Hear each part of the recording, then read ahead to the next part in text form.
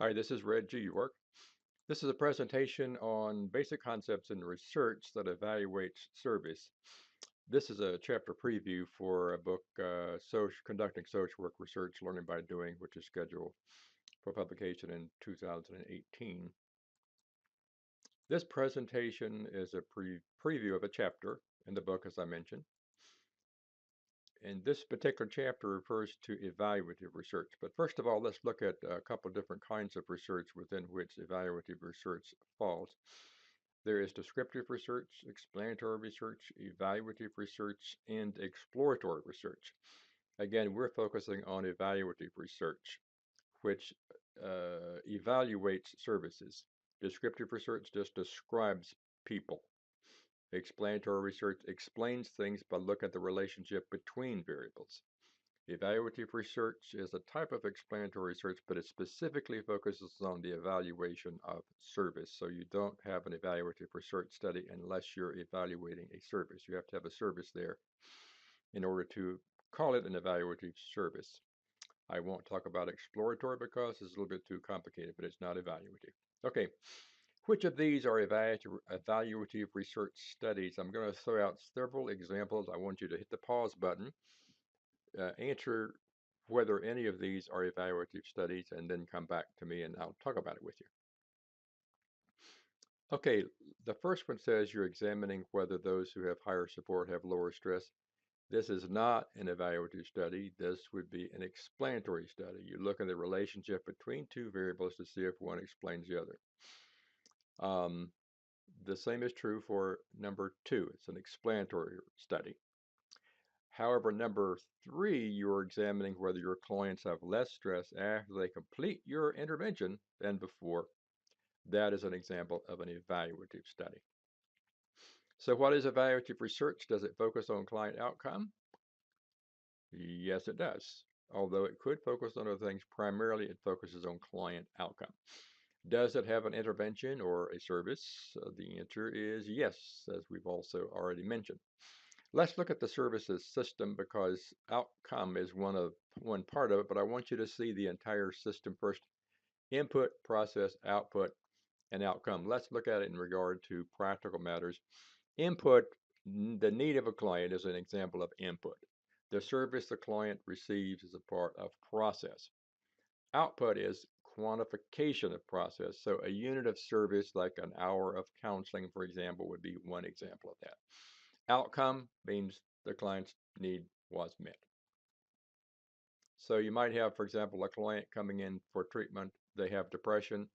They get cognitive behavioral therapy. They get it for 6 hours of service and they improve their depression.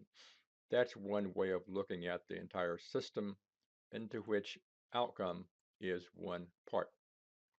So let's look at the phases of evaluative research.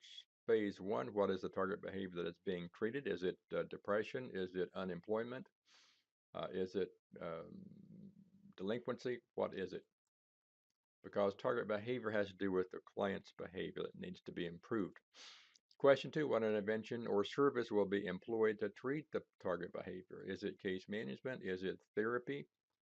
Is it tutoring? What is the service? Number three, what methods will be used to evaluate the intervention? How will you go about measuring client outcomes so as to evaluate whether the outcome was adequate or not? Number four, what were the data results? What did the outcome data say? Number five, what are the conclusions you derive from that? So these are the basic phases of evaluative research. Let's look for a moment now about target behavior. My first question is, should target behavior be carefully defined? Why or why not? Uh, should the target behavior be analyzed with regard to causation or special needs? Why or why not? So hit the pause button and answer those two questions and then come back to me. Okay, well, the answer to both questions is yes, target behavior should be carefully defined. You need to know what it is you're evaluating. And of course, it should be analyzed because the analysis helps you determine various things about the research process. In evaluative research, in particular, it helps you decide what is a logical service to meet the defined need. Number three, should you seek evidence on what interventions or programs or services have been most successful? Of course, you should, because you should be using a service that is evidence-based if there is adequate evidence on that particular service. The intervention or service, how is the goal and the objective of the intervention similar? How are they different? Hit the pause button and then come back to me. Well, the goal and objective are similar in that they both focus on client benefit. They do not focus on the service to be provided. They focus on client benefit. How are they different? The goal is the long-term benefit, and the objective is a short-term benefit that will be measured. Your goal may be to reduce unemployment or to achieve employment for the hard to employ, and your objective may be to improve the client's knowledge of job-seeking behaviors that are best uh, for achieving and getting a job. So you have that broad goal. You want to help them find employment. On the short term, however, your objective says, I'm going to improve their knowledge of how to find a job. How would you describe the structure of a familiar intervention? The structure shows what the intervention looks like if you were to see it in practice. Is it counseling? Is it case management? Is it tutoring? What does that look like? And it also tells you the intensity, how much of it is provided. You might say you're going to provide 8 1-hour therapy sessions. That may be the description of the structure of a given service. Something like case management is more difficult to describe. You may simply have to describe what kinds of things happen in case management and just go with that. How would you describe the model? The model refers to the assumptions your intervention makes about the nature of human behavior. If you are doing training, you're making the assumption that the absence of knowledge on the part of the client contributes to the client's behavior. Therefore, if you improve their knowledge, you will improve their behavior. So that might be one way to describe something that might be seen as an educational model for intervention. If you're using cognitive behavioral therapy in the treatment of depression, one of the assumptions made of this particular therapy is that dysfunctional thinking affects behavior. So if you can improve the dysfunctional thinking, you will reduce their depression. Those are just a couple of examples of how to describe the model. The personnel simply refers to the credentials of those who are providing the service. Is the person who does the service, are they required to have the LCSW? Are they required to have a master's degree in social work, an undergraduate degree in social work, or just a social work degree just a college degree of some kind? What are the credentials required? And it could be not just degrees, but also special training, experience, and so forth.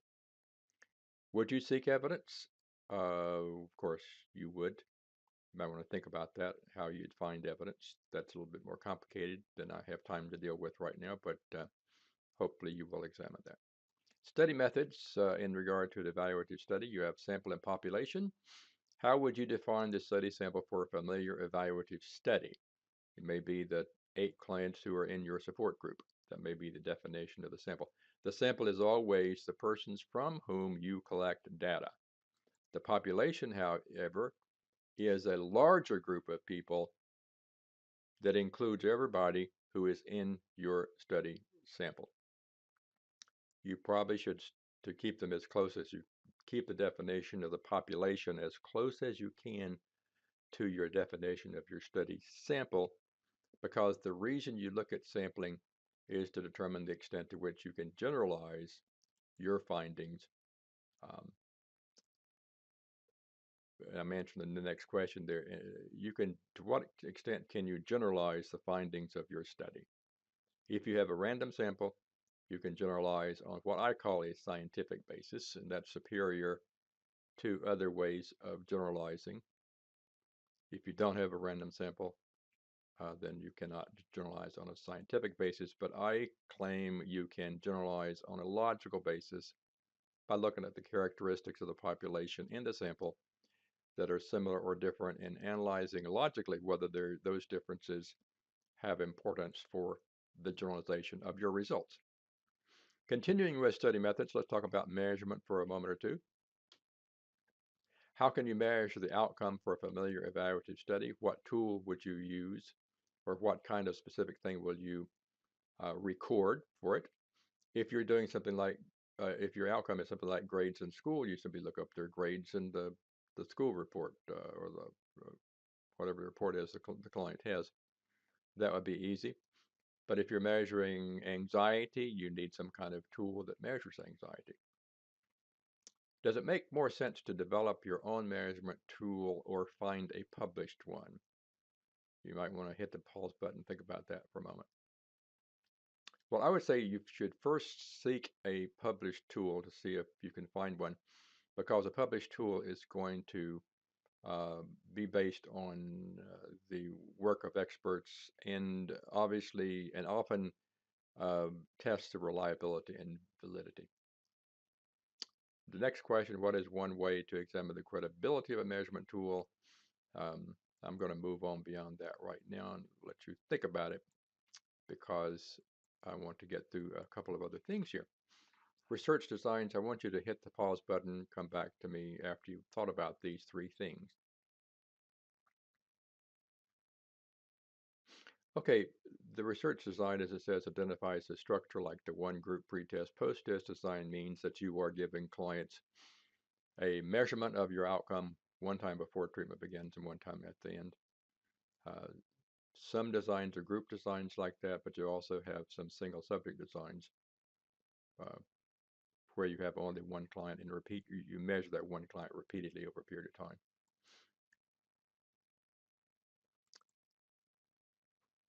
Look at these two things, hit the pause button, look at them, and think about it a minute. Because my question now is the comparison group design better than the one group pretest post-test design? I would say that it is because you have the comparison group as the basis for determining whether the cause of the outcome measured in the clients is better than chance. So under data analysis, you look at your study hypothesis and you use a statistical test to test your hypothesis. Your data must show, by the way, going back to that particular, uh, excuse me, your data must show that your data went in the hypothesized direction and that it was statistically significant. I got a number of questions here. I got for you to hit the pause button, examine each of one of those, and then come back to me. Okay, practical significance means is it noteworthy? Did the clients get enough gain for you to feel like it was good? Um, Statistical significance refers to statistical analysis and chance. I would say that it's easier for you to say that statistical significance has occurred but practical significance has not than to say the reverse, because if statistical significance means your data, or failing to achieve it means your data can be explained by chance, and that's not something you should treat seriously. I want you to look at this particular thing and answer the question, can you conclude your treatment was successful? I would say no, because you do not have statistical significance. Don't forget, I'm just going to throw out these things for you to think about, and this is the end of my presentation. I hope this was good.